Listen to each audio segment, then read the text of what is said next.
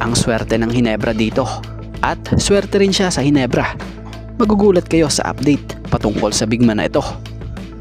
At Kai Sotto na muwersa na kalaban ang team nila Dwight Ramos.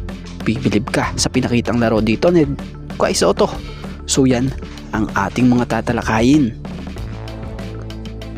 For sure, marami ang magugulat na yung dating champion player sa Barangay Hinebra ngayon, isang nangganap na professional boxer. For sure kilala ito ng marami, especially ng Hinebra fans, si Mauricio. Ang big man ngang ito ay ang former 2019 second overall pick sa PBA ng timlang Blackwater Boxing. So sa pamamalagi niya nga sa PBA, naging bahagi siya ng mga teams gaya ng Blackwater Boxing, NLEX Road Warriors, at ang pinakauli nga sa Barangay Hinebra, kung saan sa Hinebra naging bahagi ito ng kanilang 3x3 team at maging sa orihinal na koponan ng Hinebra. Bukod doon, sa pananatili nito sa kampo ng Hinebra, nakaranas naman ito ng kampyonato rito kung di tayo nagkakamali. So si Sho ay isa nga pong big man na kayang magbigay sa team ng big impact at nakita yon sa batang edad niya.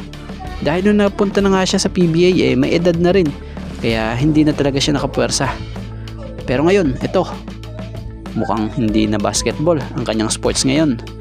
Palit sports na nga siya, kung saan balita nga ngayon kasalukuyang professional boxer na nga po ang nasabing big man na ito, kung saan nalaban siya sa mga heavyweight boxer.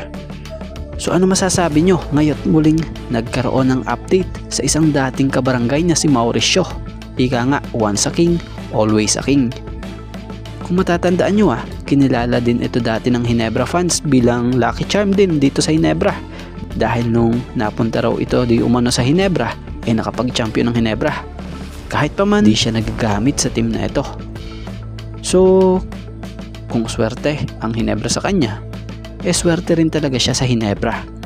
Dahil at least kahit bench player siya sa team nakasama naman din siya sa kampyonato ng Hinebra. At dito tayo patungkol kay Kai Sotto. Tila nakukuha na ni Kai Sotto ang rhythm niya sa laro. Kagandahan pa rito sa paglaki ng katawan niya, talaga namang nagagamit niya na rin talaga. So maganda ang performance ng ipinakita rito ni Kai Sotto kontra sa Levanga Hokkaido. So kasalukuyan nga ito na ang best game ni Kai Sotto para nga po sa kanyang pagbabalik galing injury. Natalo man sila, pero hindi may pagkakaila na pinahirapan din talaga niya ang team nila Dwight Ramos. So sa larongang ito, si Kai Sotto kumamada lang naman ng 14 points, 11 rebounds, 5 assists, and 3 blocks. So double performance for Kai Sotto.